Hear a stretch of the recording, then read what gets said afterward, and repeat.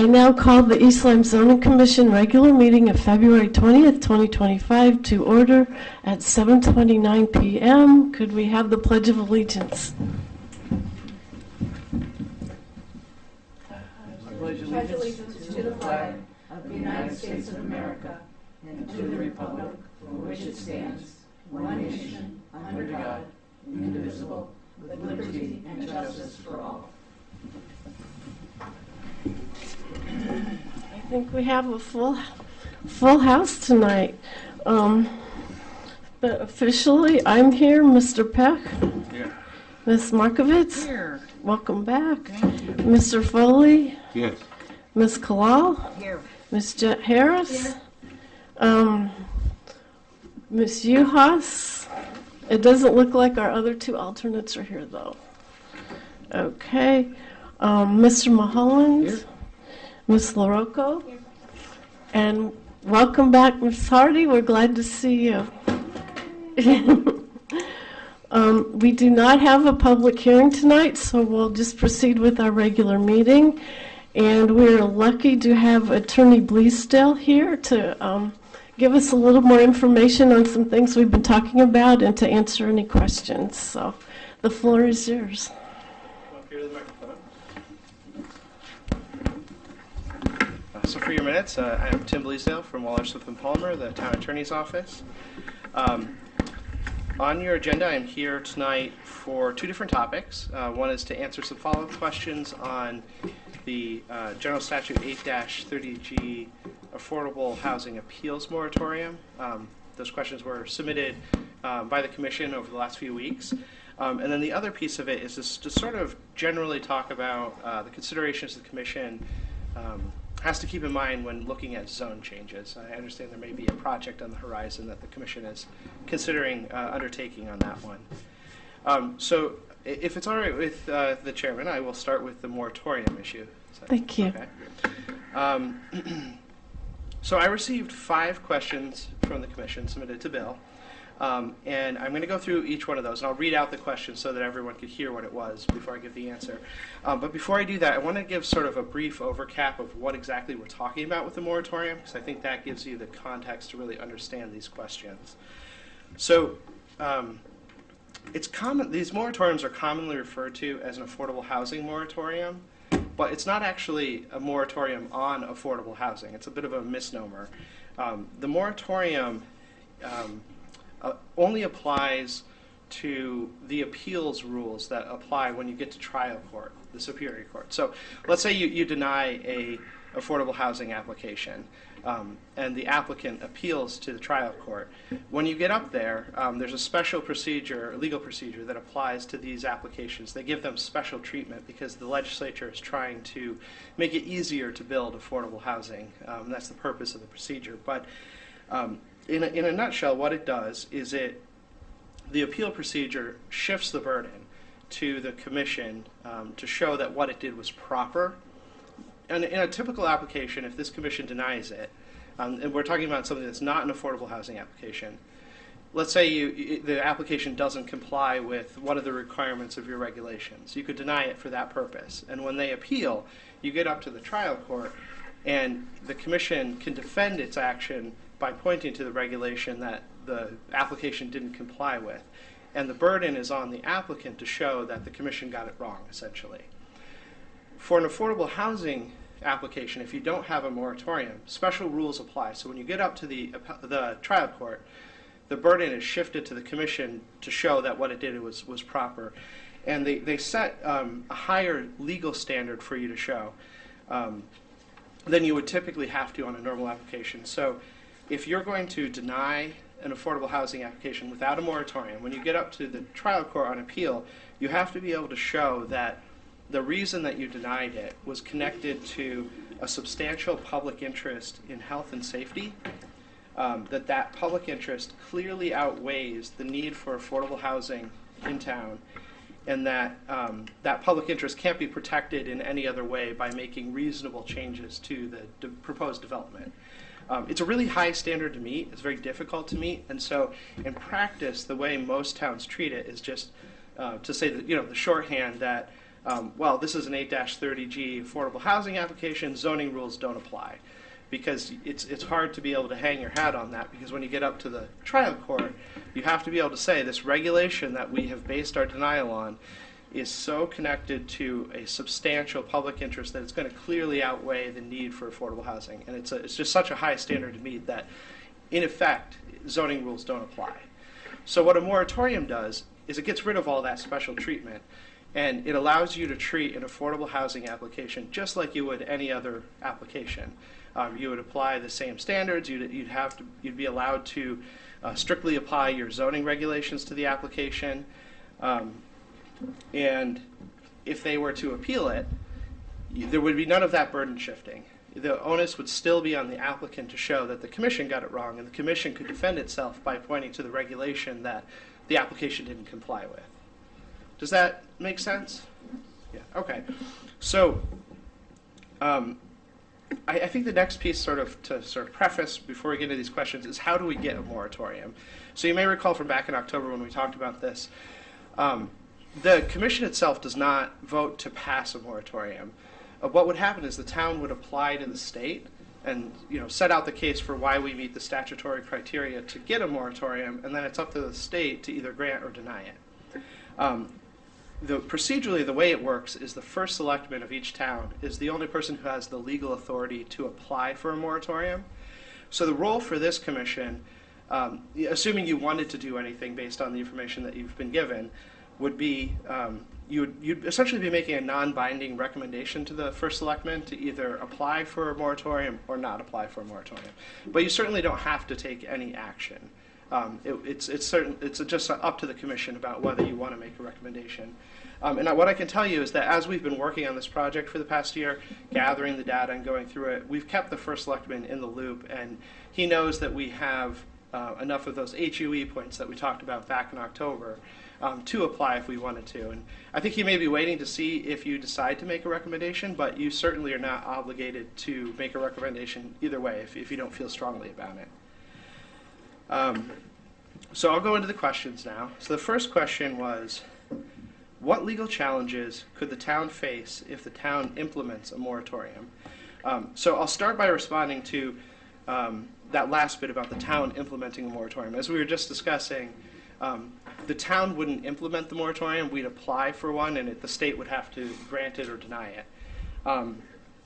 There's a statutory procedure for how you apply for a moratorium, and that itself doesn't have any provisions that allow for a third party to intervene and insert a legal challenge to it. So I think based on that, it's very unlikely that just in the process of applying that there's going to be any kind of legal challenge. Are there questions about that? I do have one. If the selectman applies for a moratorium, Mm-hmm. how long does that process take to move forward? Like, how long does the state typically take to complete that process? It varies, and it can also involve a dialogue back and forth. So that the state could look at the application and say, you're missing supporting documentation here. Please get that to us. And so we may have a little bit of back and forth, but I want to say I don't have the exact number here, but I can get it to Bill and he can distribute it to you. But there is a statutory period where if they haven't acted in that period, then you get sort of a temporary moratorium until they are able to go through all of the data and make a decision one way or another. So I will get that number for you. Thank you. And do you Yeah. also have input on that? Like if the first selectman should need some guidance legally with that? Is that part of your role as a town council? Yeah, we would help assemble the application. So I imagine that the folks in the town that would be working on it would be the town attorney's office, obviously the first selectman, and we'd be working with Gary Gaishel and Bill as well, because their offices are sort of the keepers of all this data. And also actually the building official as well, because we have to be able to show that each unit that we're counting towards our moratorium points, our HUE points, that each one of those has a certificate of occupancy. Mm-hmm. So someone has to actually be able to live in the unit before you can count it. So basically, I guess it's the whole office downstairs would be helping us on that. So you did these numbers, like it took you a year to compile all these numbers and the data and stuff. how soon, I mean, do those numbers change a lot? No, the issue with why it took so long is Oh, that... no, I'm okay with it taking so No, long. but I think it's important to understand why it took so long too. There's two different ways you can get a moratorium, and one is to have 10% of your housing be affordable, and that is the metric that the town has been focused on for the past 20 years. And so we hadn't been keeping ongoing records of that we would need to calculate the HUE point. So this was a sort of a change of approach, and so we, Jess and Janet, sorry, drew a blank there. Jess and Janet and Bill and Gary spent a lot of time collecting the various pieces of information that were in their files down there that were necessary to figure out these HUE points, but hadn't been collected in one place. So that's sort of what we've been doing for the past year.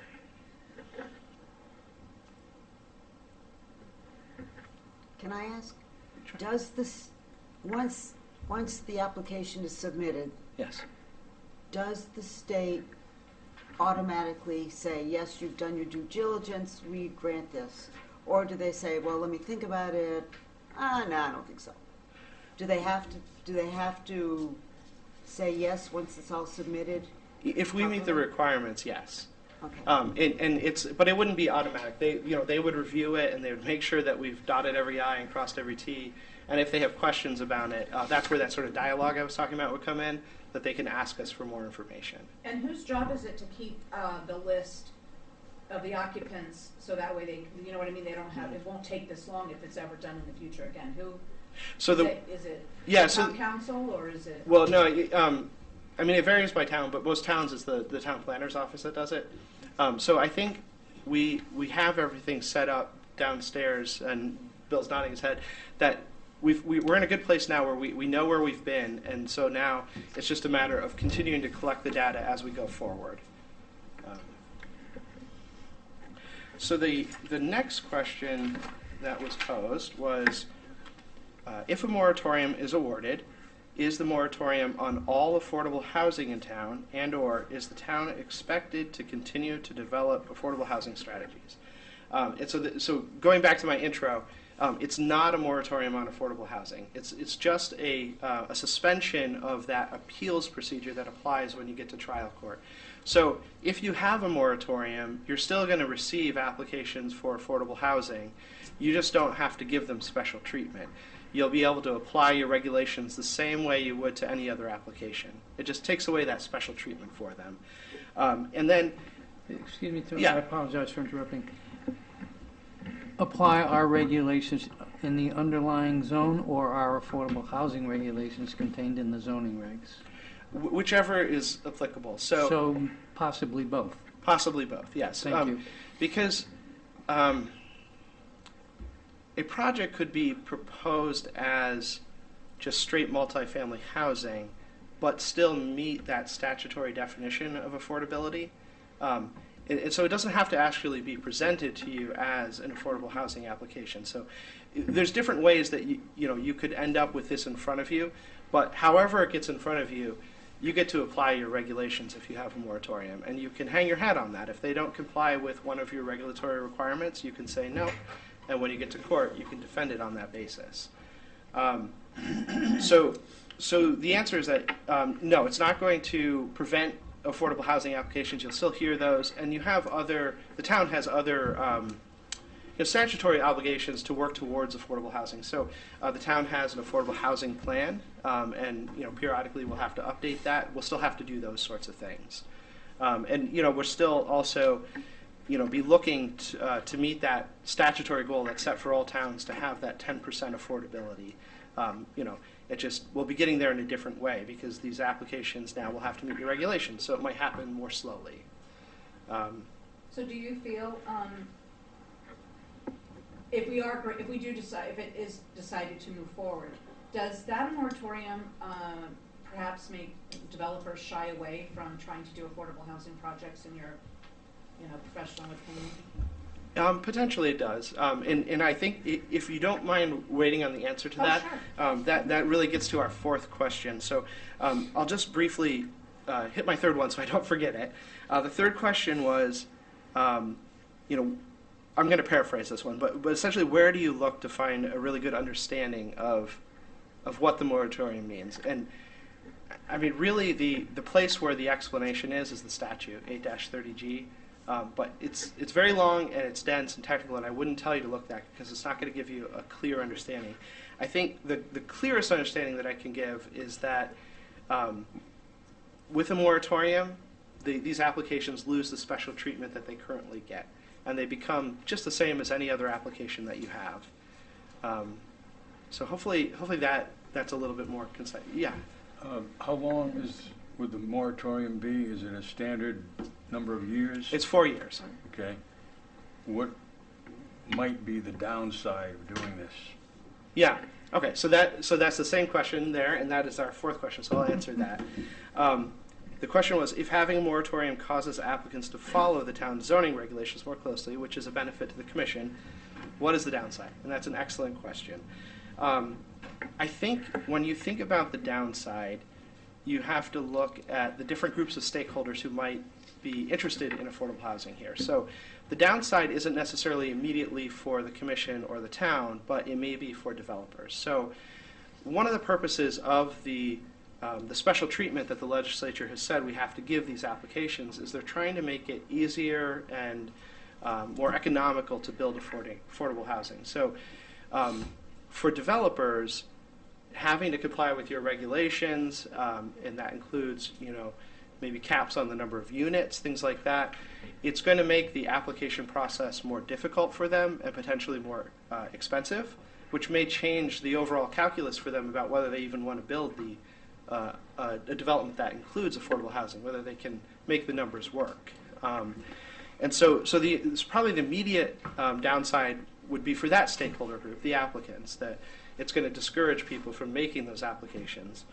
A little bit down the line from that is sort of a ripple effect, right? So if you're not having as many affordable units built, that means there's going to be fewer in town than there would be otherwise. So if you're someone who's looking for an affordable unit in town, it's going to become harder over time to find those units because we won't be building them as quickly because the whole calculus changes for the developers.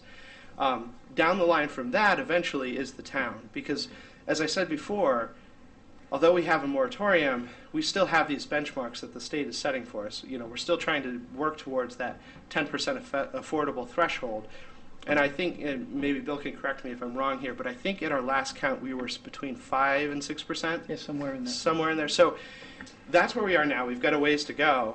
And you can imagine if we have a moratorium that's essentially discouraging these applications because it's more expensive and more difficult to do them, we're still going to be having those market rate units coming through and going online because it's much more economical for developers to build those market rate units. And so that gap from where we are now to the 10% will slowly sink down. I could be wrong. People could submit applications for affordable housing even with the moratorium, but I would expect that it's going to have sort of a depressing effect on them. And so that at the end of the line there, it's potentially the town working towards those goals and trying to meet the plans that it's set for itself in the affordable housing plan.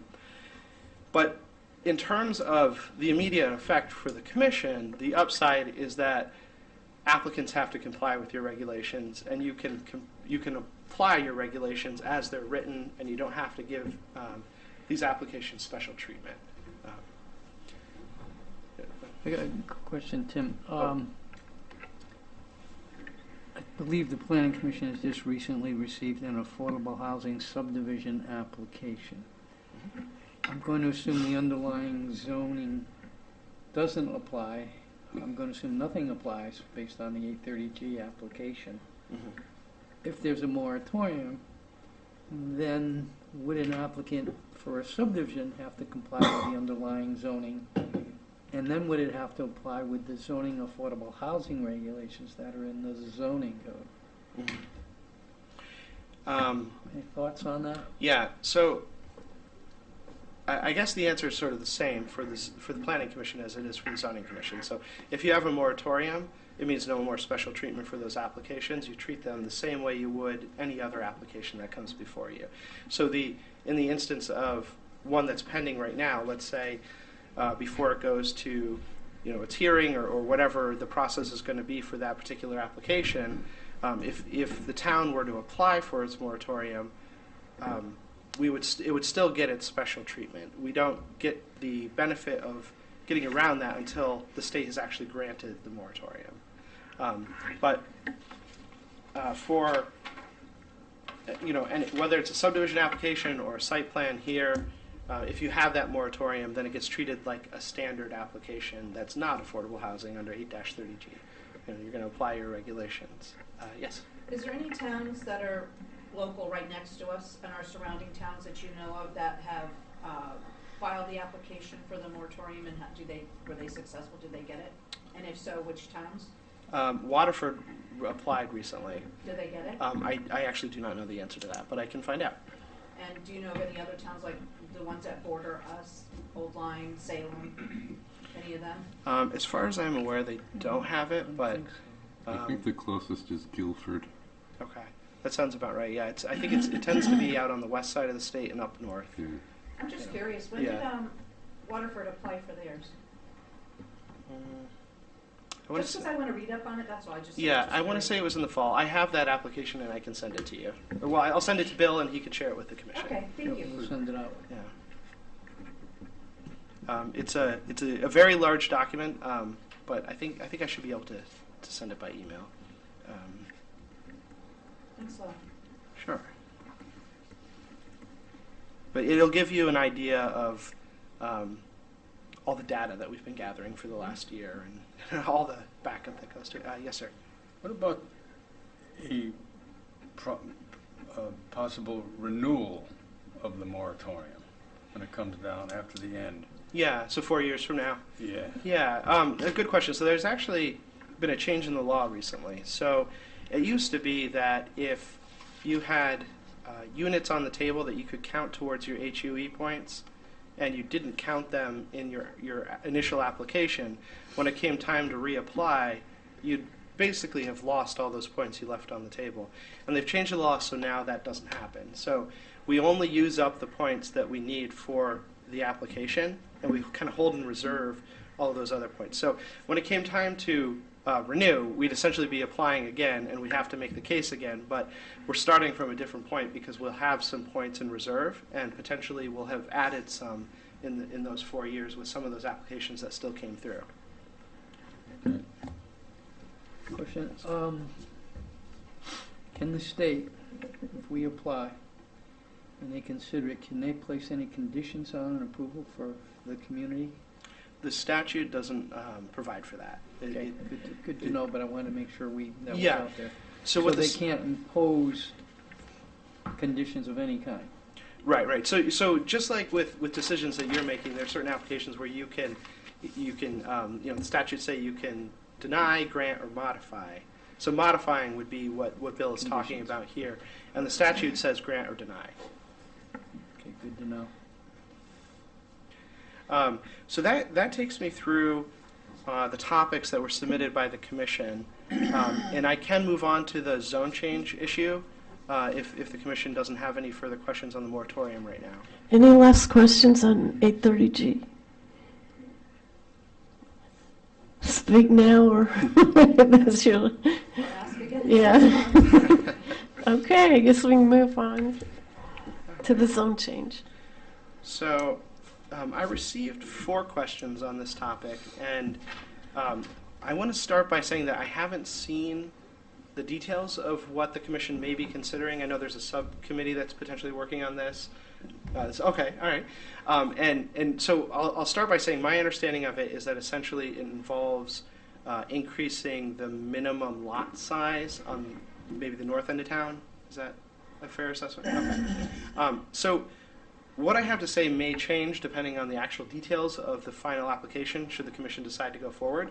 But I can kind of give you the general outline of how these zone changes work and the sorts of things you'll have to consider. So the first question that I received was asking how this zone change might adversely affect existing developed properties in relation to making them non-conforming. And So I think the starting point with this is to talk about what it means to be non-conforming, and I'm sure most, if not all of you, maybe know this, but I just want to make sure we're all on the same page.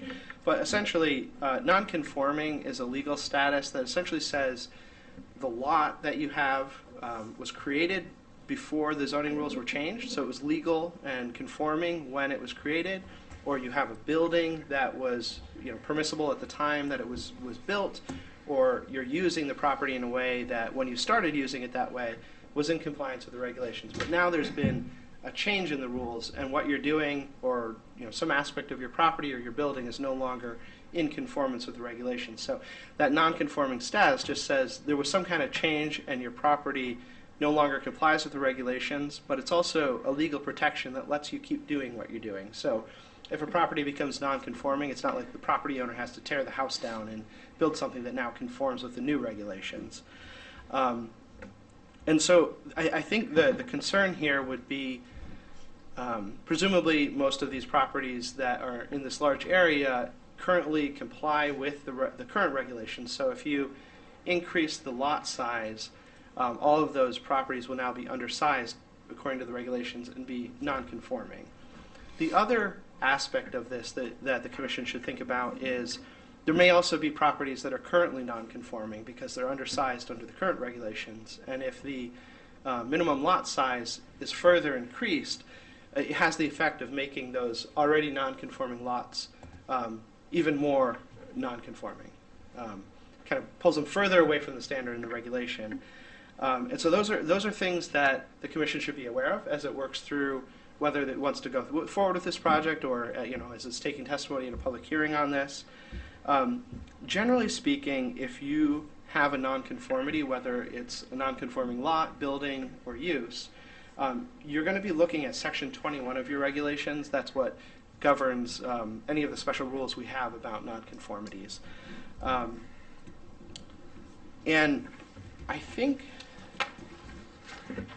what is interesting here about the non-conforming lots is East Lyme has sort of an unusual rule in that Section 21.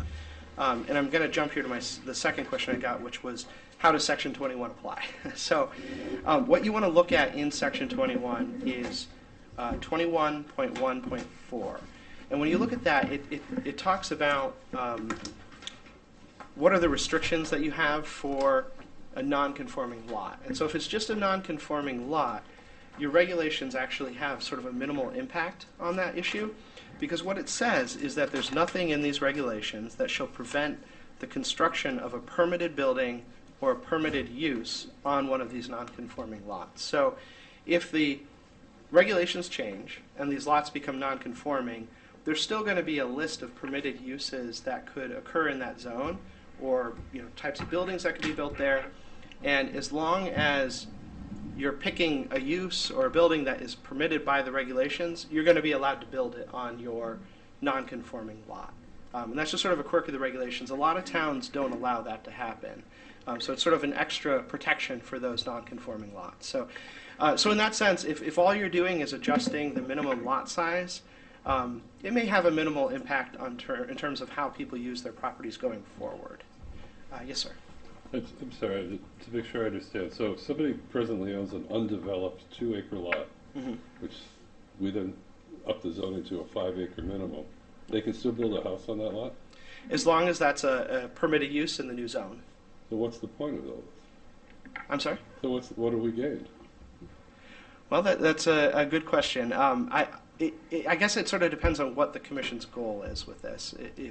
I don't know if this actually does achieve the goal, but I think the goal was to prevent, in the large picture, the number of possible houses and roads and basketball courts and driveways, et cetera, that could be built in the north end of town. But if that's not going to be the effect of it, why are we bothering?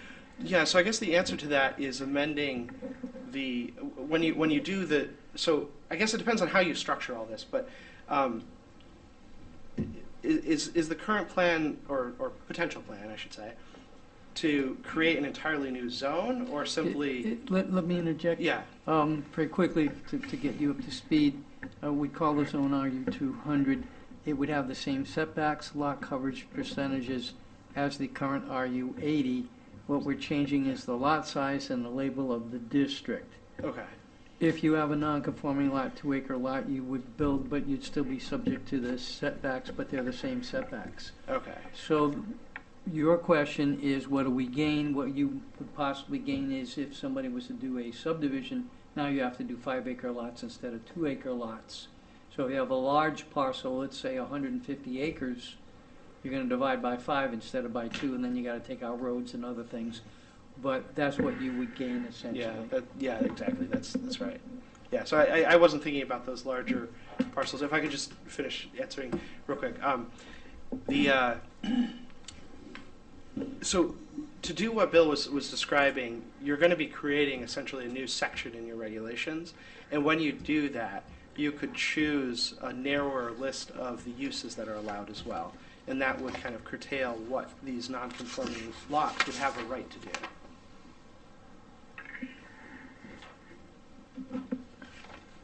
This is the current? That would be, that's the proposed draft. Okay, The so, uses are the same. oh, okay, I see. All right. So only lot sizes change in the title. Yeah, so But what it accomplishes is that bulk the bulk, right. lot size. Right, and beyond that, Subdivision. beyond that, you would have to change the list of permitted uses and special permitted uses. If you chose to. Yeah, if you chose to. So, Mr. Peck, you had a question. The concern for this particular subject, the concern of the board at a couple of meetings ago was someone who is now conforming Mhm. becomes non-conforming, Mhm. and the person wants to put an addition on the house. Mhm. My answer was they have a good shot at getting a variance, which your Well, response. I'll jump in if Sure. I may. Sure. Briefly, in section 21, you have I'm going to read it, not to bore everybody, but to get you up to speed. There's a section we put in many years ago to prevent overloading of the Zoning Board of Appeals in terms of applications. Back in, some of you may remember Pete, who was chairman for 30 years. We put in this section, no non-conforming dwelling shall be enlarged or extended unless the enlargement or extension conforms to the requirements of the district in which it is situated. Excluded from this prohibition are additions of a second story to a one-story single-family dwelling, conversions of a single-family 1 1/2-story dwelling to 2-story dwellings either by means of dormers or upward extension of existing sidewalls. C, conversion of 2 stories of one-story appendages to 2-story single-family dwellings. None of the foregoing additions, extensions, or conversions shall extend beyond the perimeter of the existing building, exceed the vertical projection limits specified elsewhere, which is the 30 feet height, alter the single-family status of the dwelling, result in separation of less than 15 feet from the side walls of any other dwelling, so that would be a neighbor, and up in that area, nobody's going to be within 15 feet. This allows you to go up. Now, if you wanted a one-story addition, all you would have to do is meet the setbacks, because the use is conforming, it's the dimensional that's non-conforming, so you would still be subject to lot coverage and setbacks, which are the same as the original underlying zone, which is currently RU80. So, in my view, correct me if I'm wrong, Tim, or weigh in, please, it wouldn't adversely affect you if you had a single-family house you wanted an addition. If you wanted a horse barn or a garage, standalone, it's not going to affect it because those are accessories to a single-family use which is permitted in the zone. So we're going to issue permits for that, subject to meeting setbacks and lot coverage. Good, that answers the concern. So that's some of it's covered already. Most of it, 98%, 99% is covered in your regulations. In addition, you still have an opportunity to go to the Zoning Board of Appeals. Let's say you had an old farmhouse with an old barn that you wanted to put an extension on, and it's actually up near the property line, which can happen with some of the older buildings. You still have the opportunity to go to ZBA. You have to prove the legal hardship in order for them to grant a variance, but you have the opportunity to do so. Yeah. I agree with everything that Bill just said. Your regulations do provide that answer. And the only thing I would add is that you have to keep in mind that there's 3 different types of non-conforming things in zoning. There's the non-conforming lot, which is what we're mostly concerned with increasing that minimum lot size. But then there's the non-conforming buildings, which really gets more to Mr. Peck's question, is if you have a non-conforming building or a non-conforming use. But from what I'm seeing here in the current draft and what I'm hearing, I don't think it would actually end up being an issue. Because what you're talking about is creating non-conforming lots rather than non-conforming buildings. But if you did change any of those setbacks, you could end up creating those non-conforming buildings, in which case you'd be plopped into the regulations that Bill was talking about. So if there is some kind of unforeseen circumstance that created those buildings, or non-conforming buildings, I should say, because they're currently conforming, that's where you'd get your answer from that restriction that Bill was reading. And I'll just add, that was one of the reasons to maintain the setbacks as they were.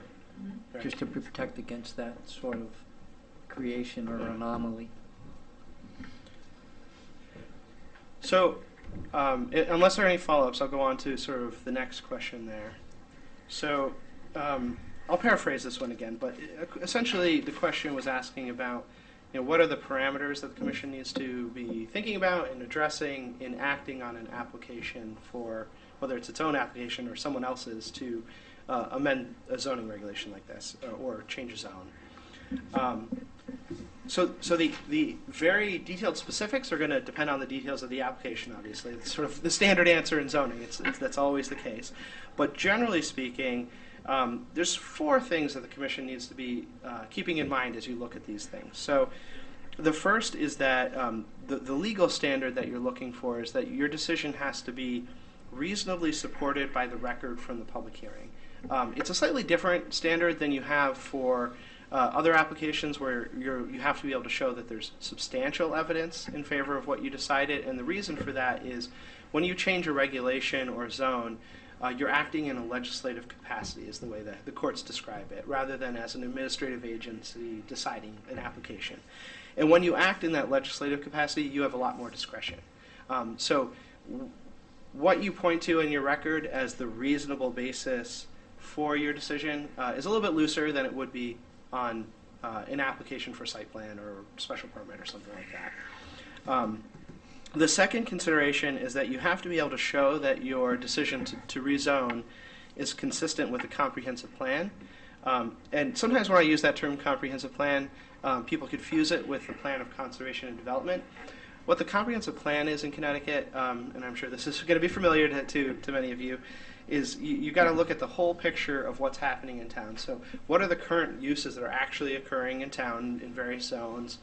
What does the zoning regulations provide for? And then you look at the zoning map and kind of see where all of this is happening in relation to each other. And taking that whole picture is what they call the comprehensive plan. The zoning regs and the zoning map. Yep, the zoning map. Yep, exactly. And Not so the plan of development. Right, not the plan development. That's something The zoning separate. map and the zoning regs. Yeah, and we will get to those because they are important still. And so you're looking to see if it is consistent with the plan that you can kind of derive from looking at the totality of all that, of what the town has sort of set for itself as the appropriate uses and development in town. And the one thing that I want to pause to note here is that in Connecticut there is a leading treatise on land use that we all look to. It's written by a retired judge. His name is Judge Robert Fuller. And one of the things that he says about it is that when you're making a change like this that is going to potentially result in creation of non-conforming lots, there is an open question in the law about whether that is presumptively not consistent with the plan, because you've taken an area where everybody was in, or presumably most of them are in conformity, and you've made a large number of lots non-conforming. There's no case that I'm aware of at this point that says that, but it is a legal issue that's out there that could potentially be a basis for challenging the Commission's decision. That's not to say that that would be a fatal flaw or anything like that. If you have, like we talked about, a reasonably supportive record for what you're trying to do and have a good reason for doing it that's supported by that record, well, that factor may not matter as much, but it is something that you should be aware of. So beyond the reasonably supportive record and looking at the comprehensive plan, you also have to be able to say that your decision to do this is reasonably related to one of your police powers. So your power to regulate land use, to promote public health, safety, welfare, those sorts of considerations. And so when you're looking at it, you're going to look at your record and you're going to need to identify, what is the interest, the public interest that you're trying to advance by doing this. And you need to be able to point to something in your record that supports that what you're doing actually does advance that. And that's for the public hearing, correct? Yeah. So your record is going to be created at the public hearing. That's where you're going to gather your testimony, your documents. I imagine that our office would probably submit a letter, giving you a more detailed answer of how to analyze the application than I'm able to do right now. And then the last point is you also have to consider whether this change is consistent with the plan of conservation and development. So it still factors in, but it's a different consideration than that comprehensive plan.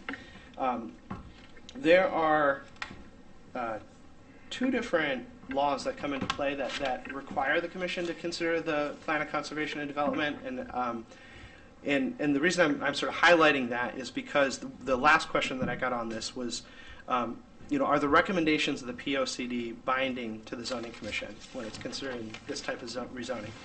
And the answer is that Section 28 of your regulations, as well as General Statute 8-3, subsection B, that's the zone change statute, essentially.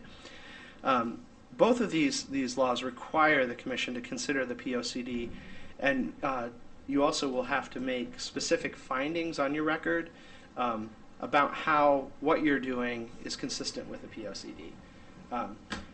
In addition to that, East Lyme has another procedural step it has to take because you don't have a combined planning and zoning commission here. You have separate commissions. So, excuse me.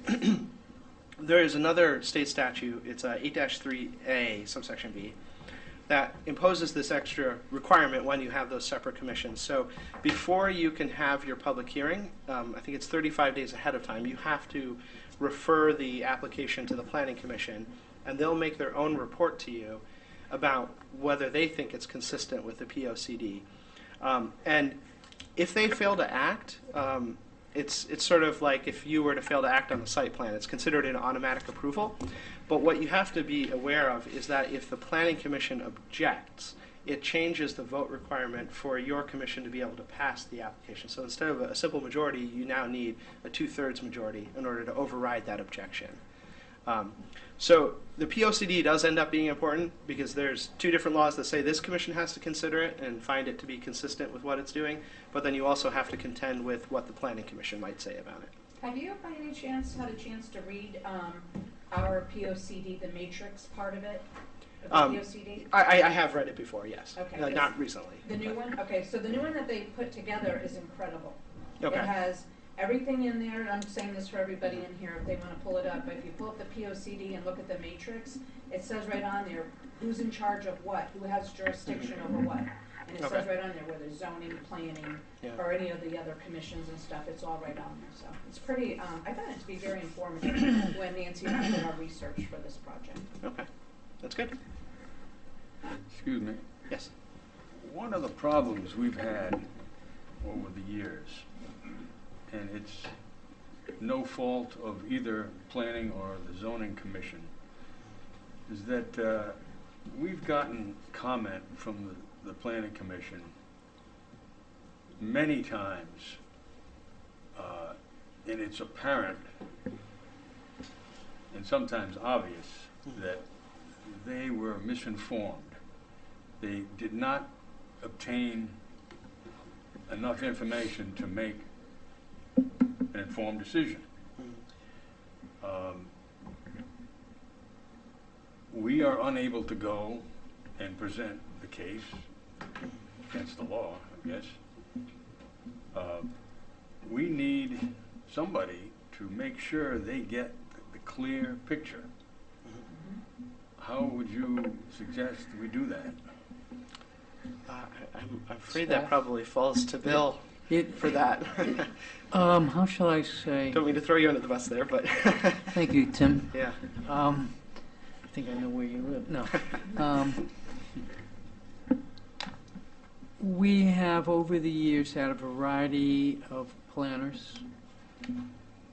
all with different views of how to operate and with varying opinions, and they make choices We, at the staff level, send over referrals.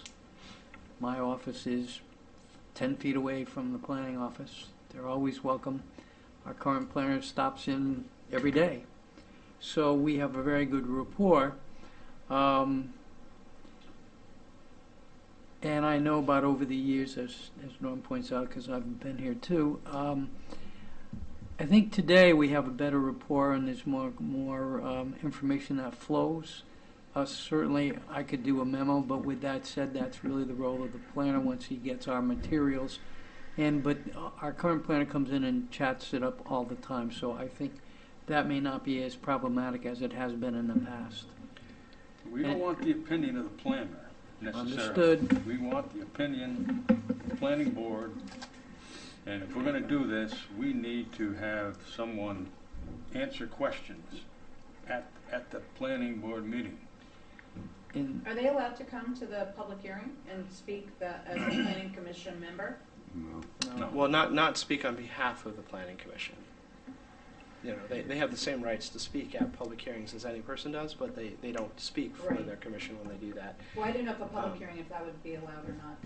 Yeah, and Can they field questions and send them to Gary, and then Gary and Bill have a conversation? yeah. I mean, Then that well, would probably be the route. it depends on where in the process you are, but yes, it's sort of similar to what we're doing tonight. You know, these questions were submitted ahead of time so that I could look up a little bit more detailed responses to some of these questions. You know, you know, if the commission wanted, Bill could attend in person to field those questions. It wouldn't be appropriate, I think, for my office to do that simply because we may be asked to help them with the process. You know, so we would be, you know, guiding them through how to do that. And acknowledging that it's frustrating when they, you know, misunderstand the application. I think it's important for the commission to remember, though, that their report is not binding on you. You are required to read it, whatever the report is, into the record at your public hearing, and make it a you know, part of the record in an exhibit. But you do have the ability to override even an objection if they don't just have a negative report. If they actually affirmatively object, you can override that with a 2/3 vote. So you know, and in your deliberations, you can. You know, if you think that they have been misinformed or haven't understood it correctly, that is something that you can discuss in your deliberations and make clear, you know, amongst yourselves. I just believe there should never be an uninformed decision. And if it comes back to us, we got to have 2/3. A simple majority on a 6-member board is 2/3. So typically we have that. And most, with all due respect, most applicants would prefer to have 6 people sitting because they look for that 4-2 vote in a positive format because that's what they have to have. You know, if we're short, let's say we only had 5 members, they'd still prefer to have a full board. And I've had over the years some people ask us to put the decision off if we think we're going to be only 5 because they want that 4th member. And you're well aware that legally it can impact things. But by and large, we typically have a full board because we have alternates That's true. that participate readily. Yeah. So I guess that point, you're absolutely right. It would require an absence without an alternate for that to really Well, be that. forget the math here. Yeah. The 2/3 and the majority. It should be an informed decision. If we go against the planning board, you know, it doesn't look very good sometimes. I'd rather have everybody on the same page. And I think we need to have somebody there in some cases to explain. But we can work on that. Okay. Yes, sir. Just, and forget, if this is unanswerable, just say so. You won't hurt my feelings. Okay. Just hypothetically, if someone owns a property that could potentially be divided under the current regulations into 10 lots, Okay. and now we rezone, and now he could potentially divide it only into 3 lots. I mean, clearly that's a significant loss in value of that property, does he have any remedy? I mean, can he come to the town with an appraisal and say, I mean, first you go to the assessor's office and want to break on your taxes, but is there a remedy? Say, listen, this was my life savings, this property, you've destroyed it. Where's my money? Yeah, that's a good question. So now you're talking about tax appeals, essentially. Well, tax appeals and Yeah. straight reimbursement for destruction of value. Yeah.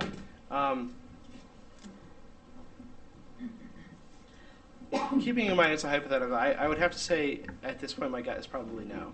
But before talking about the tax appeal side of it, I would just mention that potentially someone like that could challenge the commission's decision to rezone, and so at that point they're going to be attacking those considerations that I was talking about before and looking at, is there a reasonable basis in your record to support this, and is it tied into all these things that we've been talking about? So that's place one where they might challenge it. So I think what you're talking about more, though, would be the tax appeal process. So first they've got to go to the Board of Tax Appeals in town here, and you can make your case there. Typically most towns don't make adjustments at those boards, and so you end up in Superior Court, and at that point what you're talking about is sort of a battle of the experts with appraisers.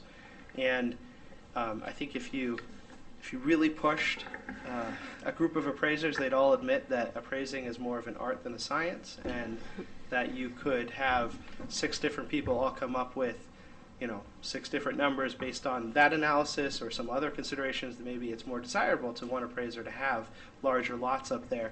And so really what it would come down to is which does the judge find to be a more reasonable analysis between all these appraisers.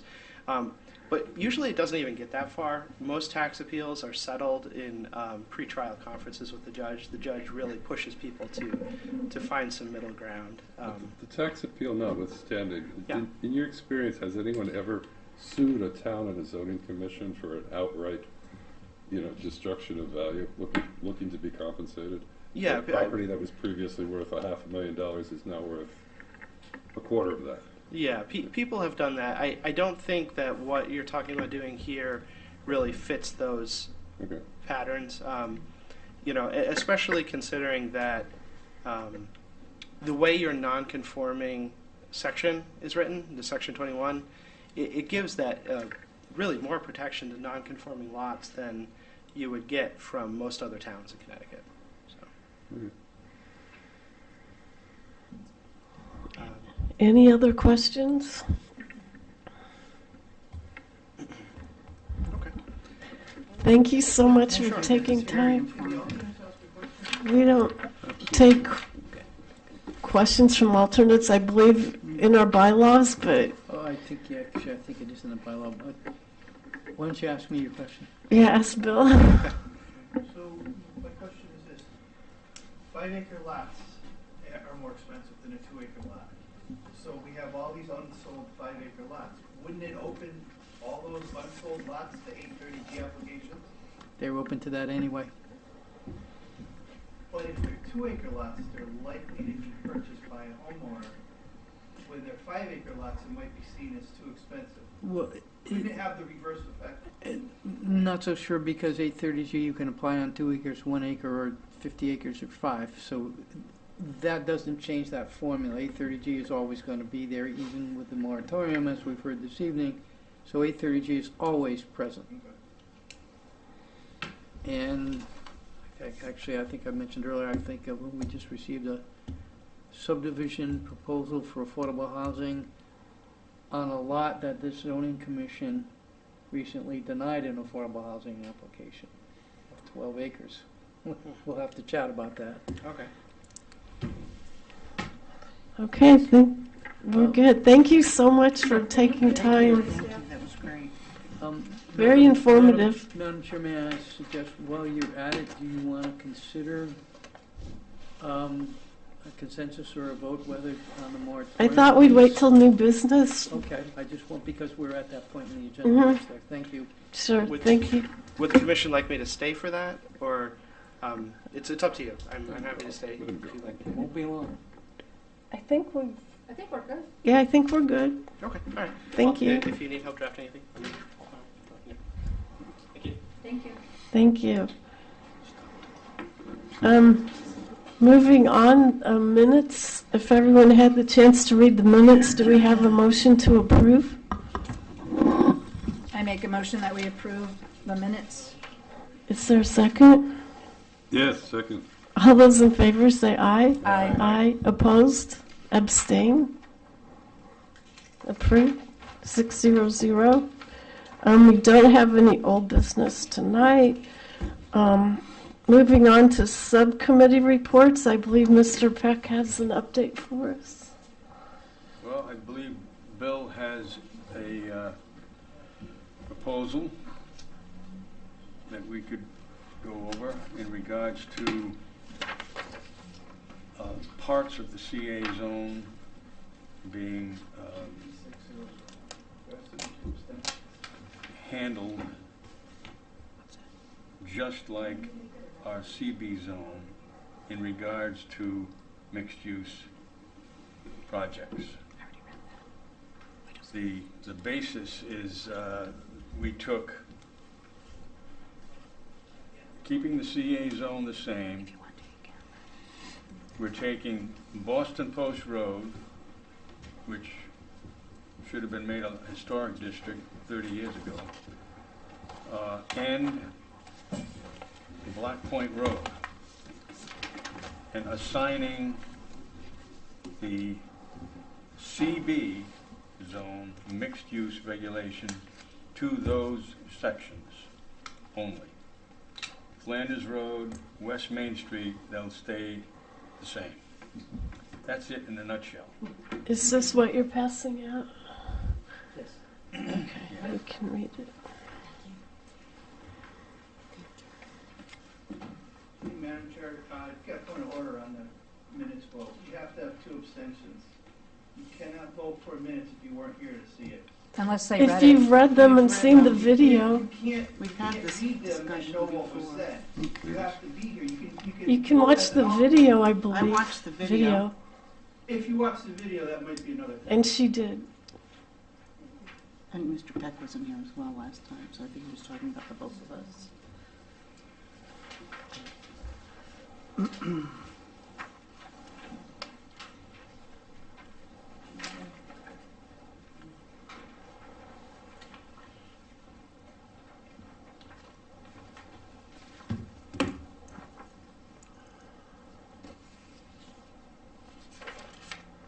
So what this does is it's essentially the same as you have currently in the CB zone. But only assigned to Post Road Yes, and Black Point Road. yes, as it's noted in this memo. Bill, for those of us with little patience for reading these things, what's the practical effect here? It really reflects, it takes what we've done in the CB zone, what this commission has done in the CB zone, and puts it into the CA zone in those areas that we're talking about. The answer is, number one, the Post Road, there still remains some historic buildings that would be nice to preserve. You start at the river, you go all the way to the west, on the west end of the CA zone on the Post Road. And there are some nice structures left.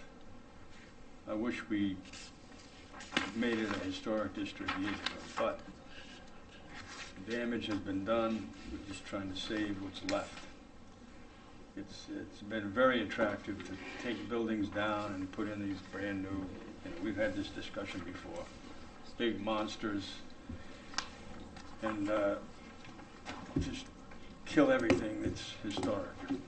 In regards to the Black Point Road, sort of a different subject. It's really residential with a couple little commercial buildings placed. I'd hate to see 3 nice houses on Black Point Road getting torn down and put a big thing on that particular part of town. It's not appropriate. So that was the thought. So basically, they'd have to keep the same footprint of the house. Same as the CB zone. Yeah, I wasn't for it downtown. I don't mind it on Boston Post Road, and How far along Boston Post Road does it go? The whole Mill- length to of the Mill Road. CA zone, All the To way to Mill Mill- Road. all the way to Mill from the Road. river to the boat launch area. Oh, all the way to the boat Oh, the boat launch. launch. That's the end of the CA zone. If you, with all due respect, if you look at the map, I'll give you the map that you were doing that. Just curious, because I live on that zone. All the way out to Patagonic. Well, not for long.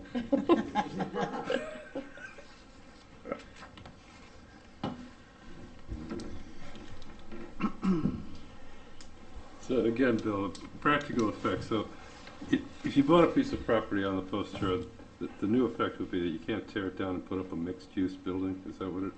If you want to you do keep mixed the use, same you do, footprint. you would be within that existing footprint, and if it didn't have a second story on, you could put a second story on, and that could be mixed use. You might get one or two apartments, 1 bedroom, Okay. 2 bedroom.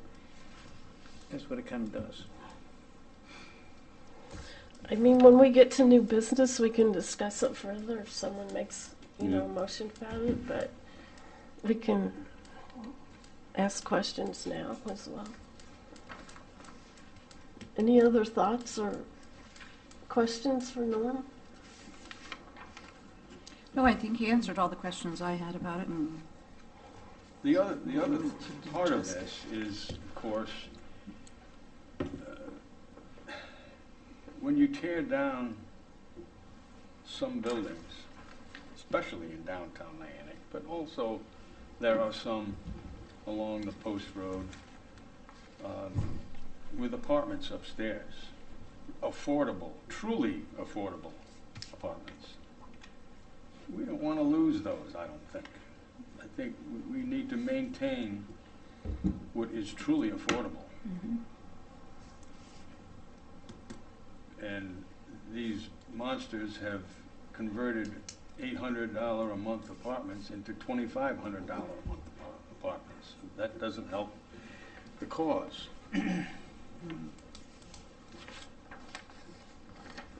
In general, I think it sounds like a great idea. A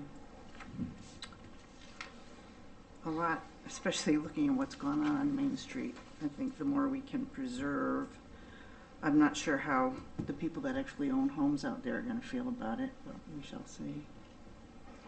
Well, if someone makes a motion under new business, we can keep discussing it.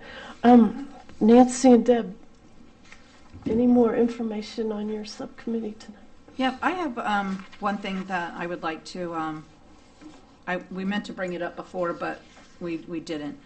Because there was so much information and there was a lot of hundreds of hours that went into this. So for the commissioners' references, there's an article that was written by Nick Sambides Jr., and it's from 1/3/2025. And you can pull up the article and read it. It says, report calls water protection greatest environmental engineering challenge the state has ever faced. And I'm just going to read just a couple of lines of it right here. It just kind of wraps up what we have, what we had found. Connecticut's water supply is threatened by a lack of oversight, allowing more than 120,000 chemical spills leaking 153,000 gallons of untreated hazardous materials into public drinking water over the last 25 years, according to a recent report by an expert on public health and bioterrorism. And controlling the polluting of the state's reservoirs, aquifers, wells, and watersheds may be the greatest environmental engineering challenge the state has ever faced. That's among the conclusions drawn by what the Western Connecticut Council of Governments calls the state's first ever analysis of environmental contaminant spills in the state's drinking water supply. So that is what kind of started this whole thing. It was about making that lot size bigger. It just protects well number 5 in that whole area it's not contaminated at all. And so that's what this is all about. So Okay, that's why we did it. Why don't we move on to new business? We will be having an application of Eric S. Parker, Esquire, for proposed text amendment to Section 20.26 by adding subsection M of the East Lyme zoning regulations. If you remember, he's been here before, he's coming back, so we'll see what new he has to offer. Next, any business on the floor by majority vote of the commission. So if either of you would like to propose or talk about your text amendments, now would be the time. I would like to propose that we take a vote to see if we could get the vote, and so that way we could get to the public hearing on the text amendment. Do I need to read it now or discuss? Yes, you would. Okay. So the text amendment is as we have discussed before, RU 80 is going to be changed to RU 200. Nothing is going to be changed on all the uses. Permitted uses, they all stay the same. Special permitted uses, they all stay the same. Nothing changes except for the lot size, which is going to go to 5 acres. It can't be less than 200,000 square feet, right, Bill? Correct. Okay. But do you need to read the exact wording into the No, I don't record? think so, because what Okay. she's asking is that potential vote of the commission, when you go to public hearing, should you get the public hearing, Right. then we will make sure all of that's in the public Okay. record, because Right. we need to do that. Okay. Also, too, I would like, for the people that don't have, you might not have the uses in here, it still allows all the permitted uses, which is 1.1, single-family detached dwellings, agricultural farm use, forestry, nursery or greenhouse, professional offices, bed and breakfast, kennels, commercial golf, sawmills, antique shops, that's just a few of them. They're all still in there. It's just, we're just changing the lots requirements, that's all. So, That's a motion. Is there a second? second. We have a motion on the floor. So, Madam Chair, so A motion for a hearing. there's Yes. a motion to move the subcommittee on rezoning Mm-hmm. the RU80, the northern section of the RU80, because I do have some RU80 down on off of 156, which is not going to be affected. So this should be the northerly Right. portion that's delineated on the zoning map in white, and the upper end of the zoning map to propose going from the current designation of 2-acre zoning to 5-acre zoning, along with the text amendment, and you're looking to move it to public hearing. Yes, Is that that's essentially correct. the motion? Every word of it, Thank you, Yeah. Madam Chairman. Is there a second? Nancy did. Nancy. Second it. Do you want discussion, or do you want to go ahead and vote? Just let me be absolutely clear. We're not voting necessarily in favor of this motion, but just to advance it to public hearing. Exactly, Yes. exactly. To get more input. Okay, that's all right with me then. I'm lukewarm at best on this. Yeah, on at this the proposal, public hearing, But I'm very curious to hear what the affected property owners will say. Yes, Mm-hmm. I think it's worth hearing. I mean, there are a lot of passionate people, but I'd like to hear more from more experts and what more of the people in those areas have to say. So, well, let's vote. All those in favor of progressing to a public hearing, say aye. Aye. Aye. Opposed? Abstain? Pass 600. And Mr. Mulholland, we schedule? We will schedule that. We've already started working on referrals in anticipation that it might get moved to public hearings, so that's all been worked on already, so we will get that done. Okay. I would also like to thank Jessica and Mr. Mulholland getting us the maps. I mean, we researched and looked at so many maps and stuff, and thank you very much, both of you. And Janet. Yes, Janet too, yes, absolutely. Yeah, we have a great staff. Mr. Peck, do you have a motion for us? Yes, I'd like to move that we move to a public hearing on the proposed mixed-use CA commercial zone text amendment as presented. I second it. Oh, I'm sorry, Denise. Any discussion, or do you want to move ahead with the vote? I'd like to move ahead with the vote. Me too.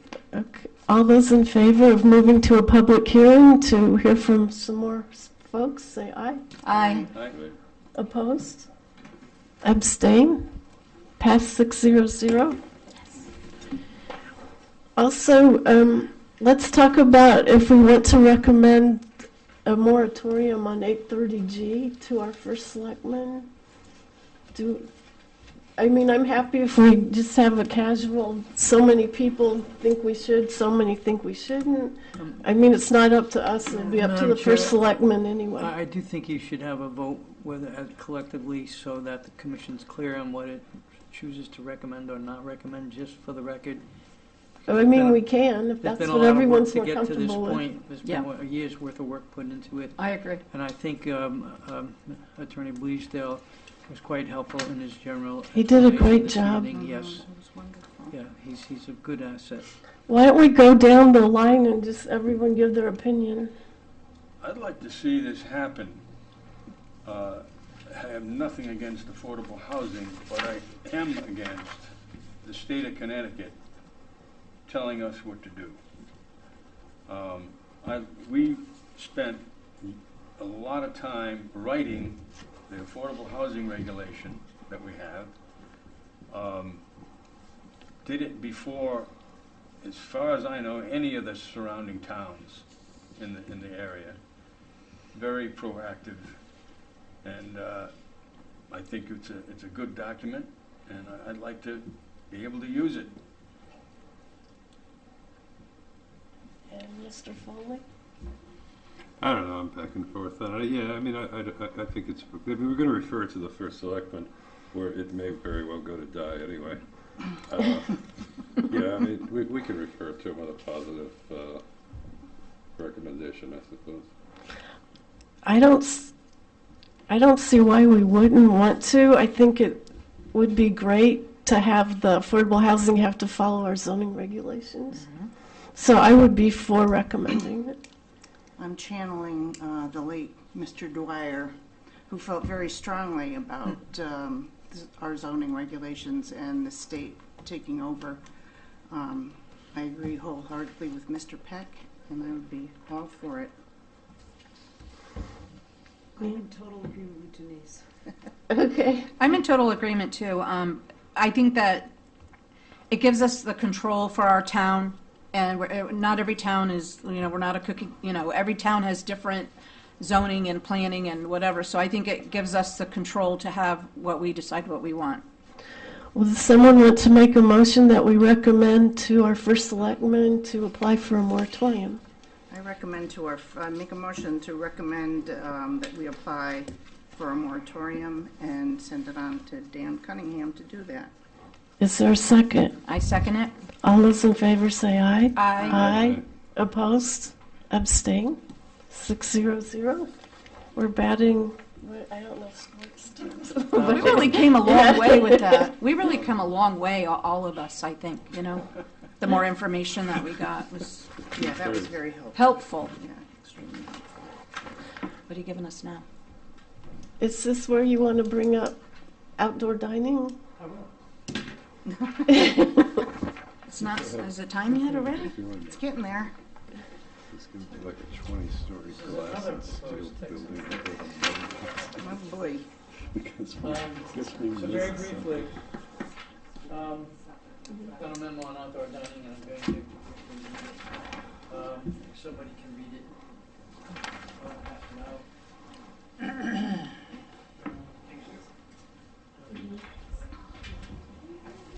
So, just kind of briefly read the header. During the recent zoning commission meeting, should do it with my glasses, shouldn't And And speak the in microphone I? And that too. closer to you. We're going to get Yeah. you a clip one that you wear on your Yeah. shirt collar. So I have to get a bow tie too. Instead of reading it, I won't bore you with it, but the issue on outdoor dining, there was some question brought within the last several months about covering outdoor dining areas. And so I wrote this text amendment as a clarification, umbrellas versus covering patios, et cetera. When this commission, this body, developed those regulations. They spent a great deal of time on them because they wanted a certain character, et cetera, in the community. And of course, as you know, with outdoor dining, you don't need parking, you don't need to be setbacks or lot coverage. It's very forgiving. It's kind of a bonus to restaurants, which we've been trying to promote, and we think this commission's done a good job in doing that. All this simply does is deletes section L in the outdoor dining code, which has numerous sections, and replaces it and clarifies, and essentially comes down to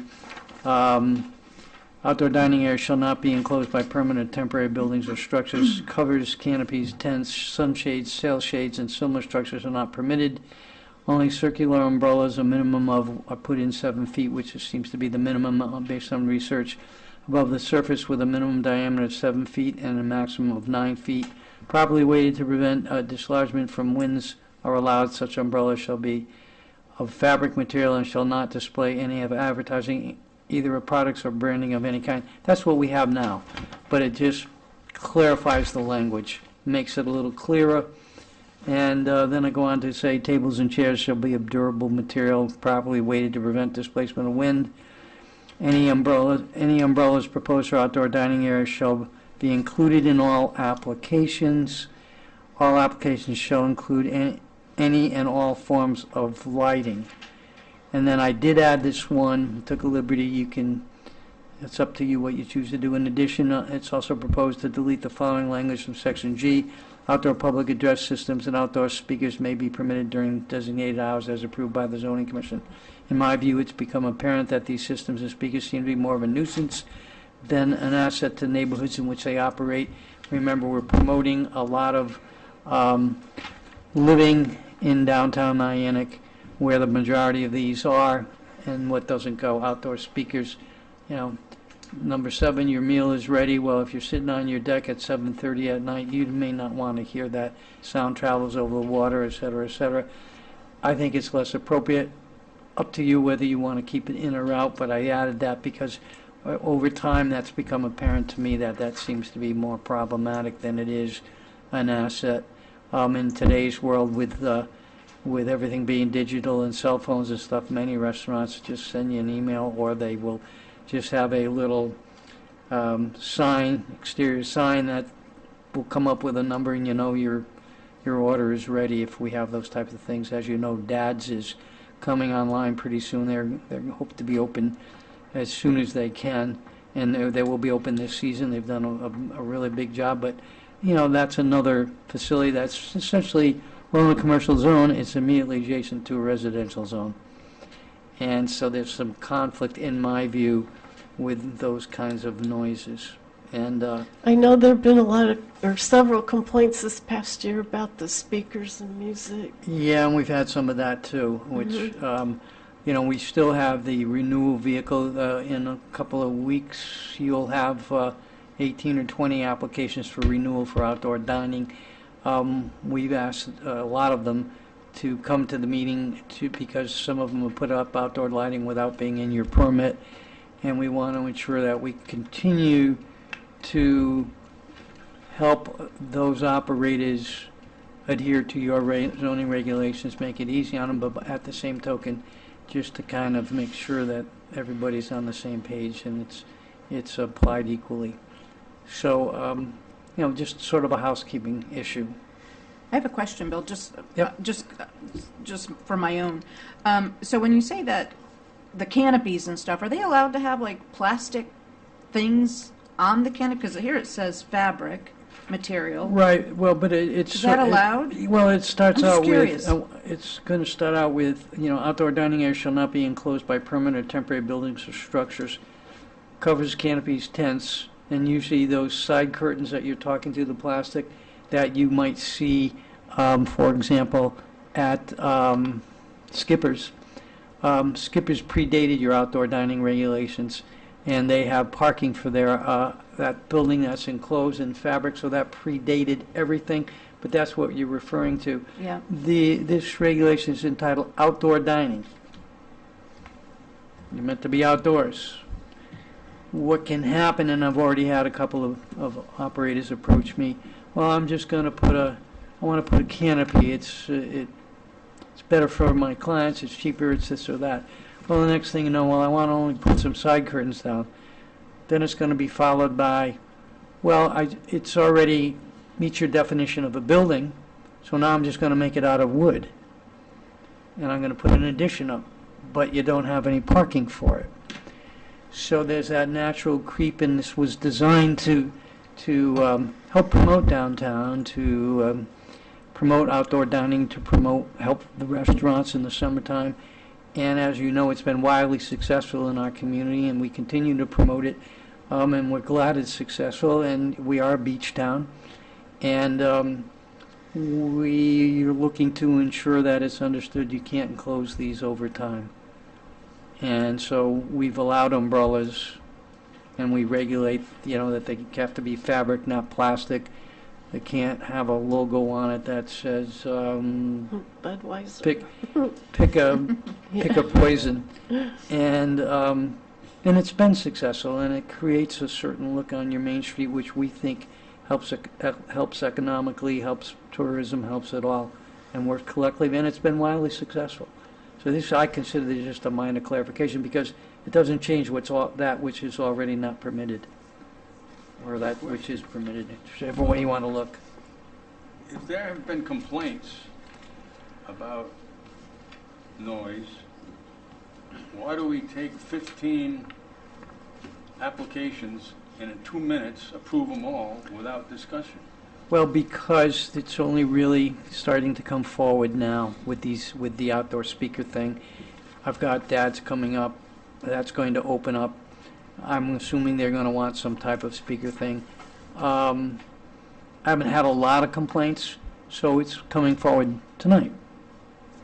And then I think at the Morton House there have been the Morton some. House, I did have a couple of complaints from a tenant. If we have complaints, we have the right annually. Yes. This was the whole idea, was to monitor. Just tell them, no more outdoor speakers. Well, I we don't have will- a problem with carte blanche disallowing it. and that it's up to this commission. I threw it in. You can take it out. I'm not wed to it in any way, shape, or form. I bring it to your attention. When we meet in a few weeks on some of the outdoor dining, then we can bring that up on this one property. And and I did notice them. I called them. I talked to them when this came up last summer.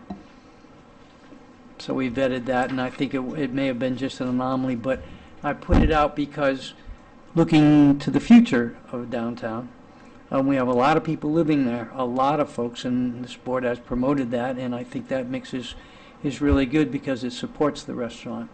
When we did 38 Hope Street many years ago, it's approximately 100 units in there, so it's approximately 200 people living downtown who go out, walk all over the community, go to restaurants, etc. It's been very good for the community and healthy, and supports the restaurants. So I just added it because I'm trying to anticipate down the line if it becomes problematic. Maybe it's time that we look at it now. Up to you. Up to this board. Whatever you want to do is fine with me. Thoughts, opinions? I can. For what it's worth, I don't, it's one thing to get a complaint, but is the complaint substantiated? I mean, who knows what they're really mad at? I mean, you're living in a commercial district on the main drag of a commercial town. I mean, to hear, number 10, your order's ready, does not seem to me to be particularly imposed, especially when every place closes by 9 o'clock. Well, that is true as well. It does roll up I early. think We're hoping they'll stay open later, but we just don't have that kind of a downtown at this particular time. We're I already can- imposing our own taste, Yeah, which I find. I can pull this right out. I have, like I said, I'm not wedded to it. Yeah, I don't like that at all. So how would the commission feel about deleting the last paragraph here, Yeah, I but can. passing the rest of it? Good. Do we have a motion? No, I also, you're really zeroed in on what's an umbrella here. I mean, why is a circular umbrella more attractive than a rectangular one if the site lends itself better to a rectangular look? Well, and that's the discussion. That's what this commission enacted at one point, and that's what's there now. Hmm. And based on looking online and reading up on what other communities are doing, they do use that language, so I said, well, for Because they all clarification. copy from one another, nobody Well, they bothers do, asking yeah, a question. they do. But I mean, this is just, again, it's just codifying somebody's own taste. It seems to me to be overbearing. I don't like it at all. I mean, the market will tell. If somebody makes their restaurant ugly, people will stop going in there. That may be The true. I market will- disagree with the that a market will little s- bit. well, Yeah, I disagree with disagree that. with that. I like the circular umbrellas. I think they look pretty, they look beachy. A rectangle one looks, I mean, they could have a rectangle one and a circle one, and I mean, it just, what would be the harm of having an umbrella with the name of the restaurant on it? Well, the simple fact is that most of these umbrellas that have Guinness or anything on them are given to the Yeah, they look great. establishment, so it saves them money from having to buy a great big ugly umbrella. But I don't have a problem with a logo on an umbrella. That depends on whose logo it is. Well, I don't I think, mean, I don't want a swastika on there, but I think well, but But you could get anything if you you, could. we only have a way to compare it to, like, if you go to other area towns like Mystic. Everything's pretty, it's uniform, it looks nice. They don't have music blaring in the streets either over there. And it looks very quaint. Quaint, is that what we're going for? Quaint? Well, beachy, quaint, you know. well, let's take a vote. Can we do it on? Pass or, Okay. does someone want to make a motion? I'm not sure how to make a motion. I make a motion to accept the changes. Move it to public Do you hearing. want to delete the last paragraph about the music and sound? I'm okay with it. Yes. Okay, we have a motion on the floor to accept the outdoor dining regulations minus the last paragraph. Do we have a second? Second. All those in favor say aye. Raise your hands. Aye. Aye. We have 5 yes. Opposed? 1 opposed. Passes 5-1. Okay, moving on. Public delegation. Is there anyone here tonight that, from the public, that would like to speak to zoning land use items that are not on tonight's agenda? Doesn't look like it. No? Okay, moving on. Mr. Mulholland, do you have anything else for us tonight? Tell us more about Dad's. When do you think that will open? They're moving pretty quickly. It's an ambitious project. There are a lot of moving pieces to this because of FEMA and so on and so forth. And we have to get there, and we continue. Dad's restaurant. And we continue to do that. And then we just recently got into the liquor because it's in a CM zone, not in a CA or CB zone. And so that affected the liquor, but since they have an existing liquor permit where there was no legal intent to abandon it, they're still entitled to it. Are they still going to call it Dad's? Yes. Is their Cool. deck the same size? It looks bigger. It's bigger, but they can have a deck. It's a combination of the old ones. So they've Well, it's bigger abandoned. than the old one. Yeah, but they've abandoned one side of it. There was a deck on the east side that's not going to be used as a deck, so that was incorporated into the newer space. It looks good. You'll have water views out over the railroad tracks on that deck. Nice. Anything else tonight? I'm good. Our ex officio. Yay, Yeah. Ryan! Welcome back.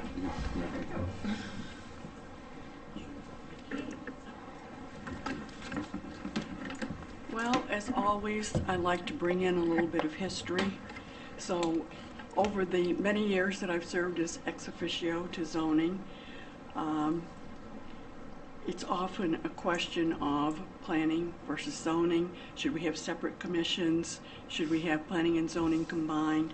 And believe it or not, this was a hot topic when this was first decided upon, hotly debated. And so as I was sitting here tonight, I wonder how many decisions might have been different if we had decided to have planning and zoning combined versus separate. And at that point, this was really a novel idea. majority of towns had the combination planning and zoning. And so the argument was, well, why should we be different? If this is what everybody else is doing and it's working for them, then why would we want to have separate commissions? And I think the idea was that in some ways that this would be a bit of a checks and balance. And also, you wouldn't want to have a commission that was made up of 15 members. So but I don't think that many people realize that this debate went on for months over what to do about this and whether we should have a separate planning coordinator, whether we should have, should there be 2 separate positions? Well, it would be a lot cheaper to just have 1 position, have it combined. Can you imagine the workload today? If you had to be, Mr. Mulholland, if you had to be both the planning official and the zoning committee. Before one, I'm going to put in for an assistant soon, so you're absolutely right. Thank you for that. Well, you better not do it anytime soon because there's a budget freeze. There's always a budget freeze. When did the budget freeze start, Roseanne? I couldn't tell you, but we're short of money. So recent Board of Selectmen meeting, we appointed Kevin Mills to serve as an alternate to the Planning Commission. He's been around town for quite some time, so even though you don't recognize the name, you probably recognize him by sight. Brookside Museum has applied for a state historic preservation grant. Hopefully, if this works, thanks to the fact that we did finally get a grant writer, they may be getting a $20,000 grant from the state, which would enable a tremendous amount of improvements to be made. The action item for the conveyance of the open space for the Twin Valley subdivision, that was withdrawn. There are still some technical documentation to do and to get worded properly before we're ready to go further with that. So I think that I think probably most people would agree that we're on a little bit of information overload tonight. So I'll try to keep it brief and keep it light. So I'm sure that many of you are familiar with the little nip bottles, which sometimes appear unwanted in your front yard, Every day. along the sidewalks, and even included in our historic cemeteries, that are located in proximity to several sites which sell those items. So those little bottles, are required to have a deposit paid on them, like every other alcoholic beverage container or containers other than bottled water. The big water jugs. So in return for that deposit money, that is given back to the towns. And I just thought that this is very interesting that the state keeps track of how many of these are sold in each town. Mm-hmm. And so, completely by surprise, we have received this year $52,073 I'm going to get out there and start from picking nip them up. bottles. well, But you can't return them. they should be able So to. the town will receive that as funds directly from the state, and there are only certain things that the money can be used for, because as you know, the state gives with one hand and then decides how you're going to spend the other hand.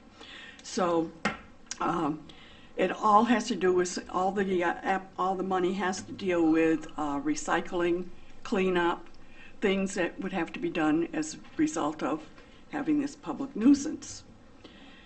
But you're probably going to decide when I'm through that it's worth it. So $14,500 will go to the Parks and Rec Department, and they will be replacing the ugly, unsightly trash receptacles downtown on Main Street. As we talk about, what we would like Main Street to look like, part of the discussion tonight. And these will be, if you've driven along there and noticed the current trash containers, they they're terrible.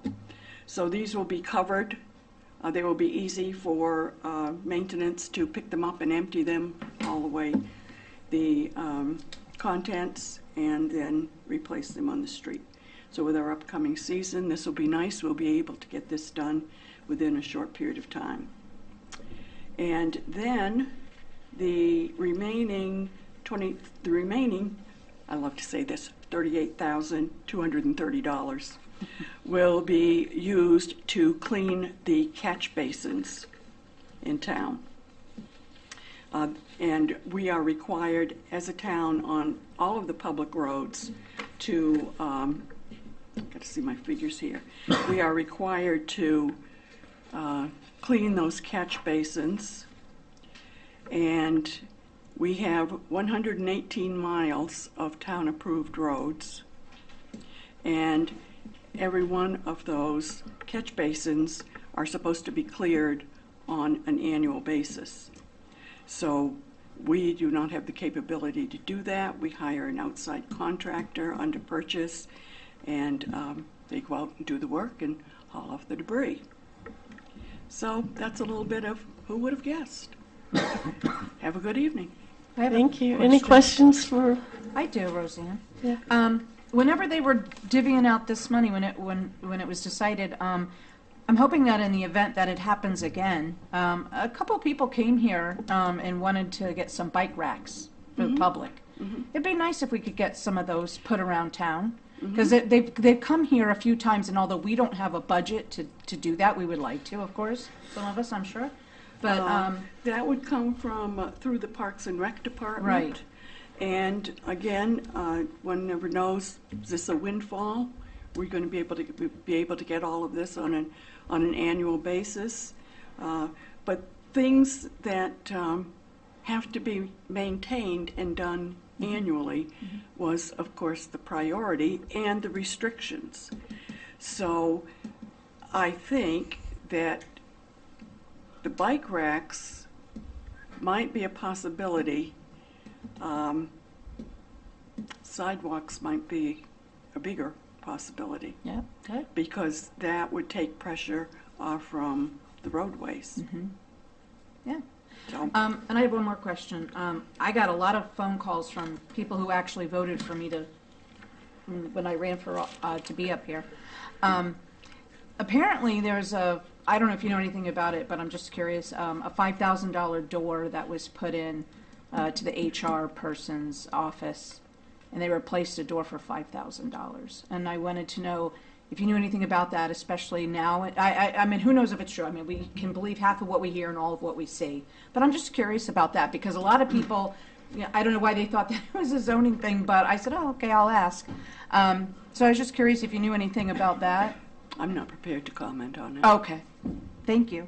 Okay. Okay, Mr. Liska, do you have a planning report for us? Oh, good. For this moment. We've been anticipating it all night. I have been. Jim Liska, 11 Legendary Road. So not only did I remember to go, but I got out of work in time to get there. So it was a thrilling meeting, and I will say that $52,000 at 5 cents a piece is over 1 million nips. So I don't think we're getting. Who's nipping? I don't think we're getting that. crazy. We're not getting that every Guys on year. the construction site out there. The But why are they going manforts. in the cemetery for? Stay on point, Jim, come on. Come on, we want to get out of here. Oh my gosh. There are places that sell that nearby, and that's convenient, as you're just tossing them. You slurp and you toss. They're down in much too. My goodness, it's just a bunch of log So, breakers. 6 acres on Patagonia Lake is going to Driving be drunk. subdivided into 3 2-acre lots, and that's right on the lake. The other thing that came up was a familiar face, and it is a text amendment, so it means it's going to come before us. And it was listed as a proposed text amendment to create a new section 12B, which is called a floating special use district, with additional controls in section 25.5. It's in our East Lyme zoning regulations.